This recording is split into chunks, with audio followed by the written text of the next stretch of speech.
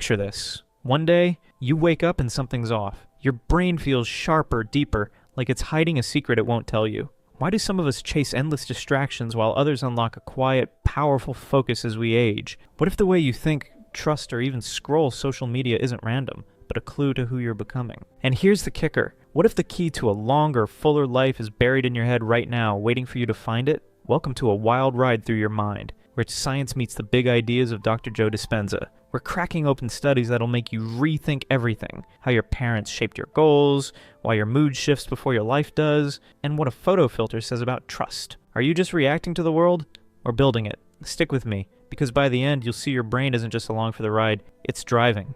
Want in on this? Hit that subscribe button for Right Psychology. We're unpacking the mind's mysteries every week, and don't forget to tap that bell icon, because you won't want to miss a single video. Trust me, these are the kind of insights that'll keep you up at night, in a good way. We'll dig into aging, purpose, and how to rewire your thoughts with Dr. Joe's take lighting the way. So what's the first secret your mind's hiding? Let's find out together. Grab a notebook, get curious, and start exploring this stuff today.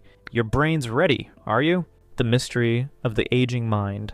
Imagine this. You wake up one day and realize your brain doesn't work the way it used to. You're not as quick to jump between ideas, but somehow you feel deeper, like you've unlocked a hidden vault of wisdom. What's happening here? Science says it's not just random, it's how we age. A study in psychology and aging found that older adults, unlike younger folks, dig into details rather than chasing new topics. They surveyed 498 people, ages 12 to 78, asking them to explore themes like mythical beasts or historical expeditions. Younger participants flipped between subjects like channel surfers, while older ones stuck to one topic, craving more facts. Dr. Joe Dispenza would say that this shift isn't just biology, it's a rewiring of the mind. He believes as we age, we stop living on autopilot and start seeking meaning. The older you get, Dispenza might argue, the more you trade distraction for depth because your brain knows time isn't infinite. It's like your mind decides to stop skimming the surface and dive into the ocean of what matters. This isn't about getting old and boring. It's about focus sharpening like a laser. The study showed that for every year of life, people lean slightly more into their current obsession. Dispenza's take? It's proof we're built to evolve, to refine our thoughts as we go. He'd say, your brain's not slowing down, it's waking up. So next time you catch your grandma binge reading about obscure scientists, don't laugh. She's not stuck. She's unlocking a superpower the younger minds haven't grasped yet. What if aging isn't a decline, but a secret upgrade? Stick around, because this is just the beginning of how our minds transform, and what Dr. Joe Dispenza thinks we can do with it. Trust sources and the power of belief. Now let's talk about something we all wrestle with. Who do you trust? A study in Journal of Experimental Psychology applied through this question at 4,561 people across 5 countries, asking if they'd buy COVID-19 advice, like hand washing or distancing from scientists or governments. The result? Science won, hands down. People trusted researchers more, especially when politics or religion got involved, except in Canada, where conservatives lean toward government. Dr. Joe Dispenza would jump on this and say, trust isn't random. It's a signal of where your mind's at. He's big on how beliefs shape reality, arguing that we're wired to trust what aligns with our inner story. If you believe science holds truth, he'd say, it's because your mind's already seeking evidence over authority. The study showed religious folks in the US leaned less on science, while less religious ones doubled down. Dispenza would nod and point out, that's the mind choosing its lens, faith or facts. He teaches that what we trust reflects what we've trained our brains to accept. Governments with their baggage often lose out because they feel external, imposed. Science feels personal, like a discovery you own. Dispenza's whole deal is about taking control of your thoughts, and this fits right in. When you trust something, he might say, you're not just agreeing, you're building your world. So think about it. Why do you trust what you trust? Is it habit or it's something deeper? The study says it's not just about the source, it's about you. And Dispenza? He'd tell you to question it all, because the minute you stop, you're not growing. This isn't just psychology. It's a clue to how we shape our lives, one belief at a time. Let's keep going. There's more to unpack about how our minds call the shots. Parents, kids, and the goals we'd all chase. Ever wonder why some people chase money and fame while others crave connection and growth? Turns out it might start with mom and dad. A massive review in Psychological Bulletin dug into 49 studies and found parents hardwire their kids' goals. Intrinsic ones like relationships and health, or extrinsic ones like status and wealth. If your parents pushed love and community, you're likely after meaning. If they obsessed over image, you're probably climbing that social ladder. Dr. Joe Dispenza would light up at this. Your mind doesn't start blank, he'd say. It's sculpted by what you're shown early on. He's all about breaking free from old programming, but he'd agree parents plant the first seeds. Kids don't choose their goals. They inherit them, he might add, until they wake up and rewrite the code. The study says when parents trash a kid's basic needs, like autonomy or love, those kids end up chasing shallow wins to fill the void. Dispenza's seen this in his work. People stuck in extrinsic loops because they never got the intrinsic foundation. It's not their fault, he'd argue, but it's their responsibility to change it. He'd push you to ask, are your goals yours, or someone else's echo? The research backs him up. Parents who live for depth raise kids who do the same. Dispenza's big on meditation to rewire those early imprints, saying, you can unlearn anything if you go inside. So picture this. A kid raised on hugs versus one raised on hustle. One's building a life. The other's building a resume. Which were you? Which are you now? Dispenza would say it doesn't matter where you started. It's where you're going. This isn't just about parenting. It's about who you decide to become. Let's roll into the next piece, because your mind's about to get even more interesting. Hold up! What if your brain's secretly flipping a switch right now? We've seen how parents wire your goals, but what happens when your mood starts shifting before your life does? Is it random or a clue to something bigger? Dr. Joe Dispenza says it's your mind taking the wheel. But how? Stick around, because the next twist might just blow your mind. Want more brain-bending stuff like this? Subscribe to Right Psychology and hit that bell. Don't miss a single video. Let's unravel this mystery together. What's your mind hiding next? Depression, mood, and the ripple effect. Here's a wild one. When you're fighting depression, your mood lifts before your life does. A study in Journal of Consulting and Clinical Psychology tracked 32 people over 4 months of therapy, checking their emotions, thoughts, and actions 5 times a day. The kicker? Mood and thinking improved first, 70% of the time, while behavior like socializing or staying active lagged behind.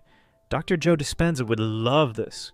The mind leads, the body follows, he'd say. He's spent years preaching that changing your thoughts rewires your brain, and this proves it.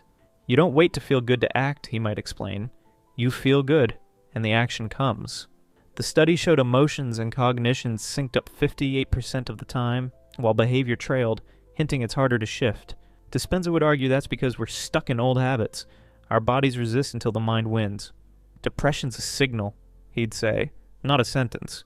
It's your brain begging for a new story. He teaches that meditation can spark those emotional gains, pulling you out of the rut before you even step outside. The study's small, sure, but it fits his whole vibe. Transformation starts inside. People think they need to do something to heal, he'd add, but it's about being something new first. Imagine feeling lighter, then watching your life catch up. Like the universe is playing Follow the Leader with your soul. Dispenza's all about that gap between feeling and doing, saying it's where the magic happens. So if you're down, don't wait for the world to fix you. The research, and Dr. Joe, say your mind's the key. Start there, and the rest falls into place. We're not done yet. Next up, how a simple photo filter messes with your head. Filters, faces, and what we trust. Let's switch gears. Ever swipe through a dating app and judge someone's face in a split second?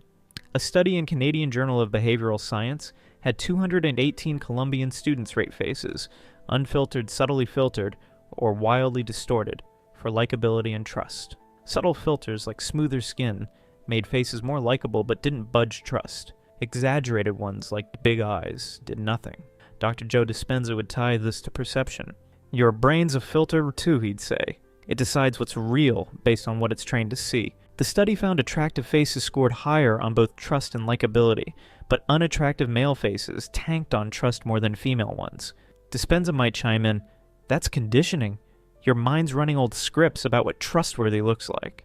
He's big on how we project meaning onto everything, even a photo. You're not seeing the face, he'd argue. You're seeing your beliefs. The research also showed people open to casual flings, disliked unattractive faces more but trusted everyone the same. Dispenza would say, that's the ego. It wants what feeds it, not what's true. He'd push you to question, why do you like what you like? Subtle filters work because they tweak reality just enough to trick us, but not enough to scream fake. Dispenza's all about breaking those illusions, saying, reality's what you make it. Stop letting filters decide. So next time you're scrolling, ask yourself, are you falling for a face or a story your brain's telling. This isn't just about dating apps, it's about how we judge everything. Dr. Joe would say it's a chance to wake up. Let's keep rolling. Social media is next, and it is a mind bender. FOMO, ego, and the social media trap. Social media, love it or hate it, it's got us hooked. But why? A study in Canadian Journal of Behavioral Science dug into self-centeredness and FOMO, fear of missing out. They found self-centered people don't scroll for an ego boost, they're dodging exclusion. Across 3 experiments, FOMO drove their screen time, not vanity. Dr. Joe Dispenza would pounce on this.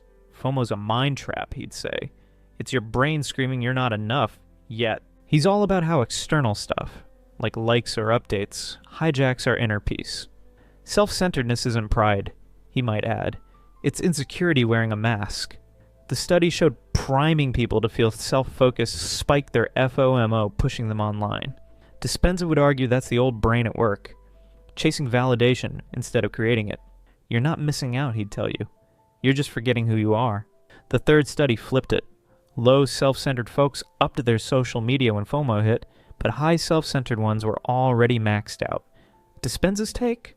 They're stuck in a loop, running from a void they won't face. He'd push meditation to break it, saying, go inside and the outside stops owning you. Think about it.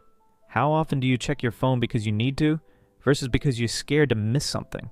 Dispenza would say that's the difference between living and reacting. The study's clear. FOMO's the puppet master, not ego. But Dr. Joe, he'd hand you the scissors. Cut the strings, he'd urge. You're bigger than a screen. This isn't just about Instagram. It's about who's driving your mind. Let's wrap this up with one more twist. Aging's back, and it's got a health kicker. Purpose, longevity, and the aging edge. Finally, let's tie it all together with something big. Why do some people live longer? A 23-year study in psychology and aging tracked 5,993 folks and found life satisfaction and purpose both boost health and longevity. But purpose wins, especially as you age. When pitted together, lack of purpose was a bigger death risk than low satisfaction. Dr. Joe Dispenza would eat this up. Purpose isn't a luxury, he would say. It's your brain's fuel for survival. He's huge on how meaning rewires us, arguing that without it, we fade. Satisfaction's nice, he might add, but purpose is power. It tells your body to keep going. The study backs him. Purpose kept people alive even when satisfaction dipped. Dispenza would say that's because it's deeper than feeling good. It's about being something bigger. Your mind thrives when it's aimed at a why, he'd explain. Think about the older folks from that first study, diving into details. They've got purpose driving them. Dispenza's meditations often push finding that why, saying, without it, you're just existing, not living. The research showed purpose's edge grows with age, like it's a shield against time. As you get older, he'd argue, your brain stops chasing noise and locks onto what matters. So what's your purpose? Dispenza would say it's not optional. It's the difference between a long life and a short one. You don't find purpose, he'd tell you. You create it, and your body listens. This isn't just science. It's a call to action. Aging, trust, goals, mood, perception, social media, they all circle back to this. Your mind's in charge. Dr. Joe would leave you with rewire it and you rewrite your life. So what's your next step? Hit that like button and let's figure it out together. What's next for your mind? So your brain's running the show, but what's it hiding up its sleeve? Could a single thought unlock a healthier you? Or is something darker lurking like a secret link to dementia? Dr. Joe Dispenza's got more to say and we're just getting started. What's the next puzzle? Smarter men, wild filters, or air pollution messing with your head? Subscribe to Right Psychology and smack that bell. Don't miss the next mind-blowing drop. Hit like if this got you thinking, and let's keep cracking the code. Your mind's next move, what'll it be? I'll see you real soon.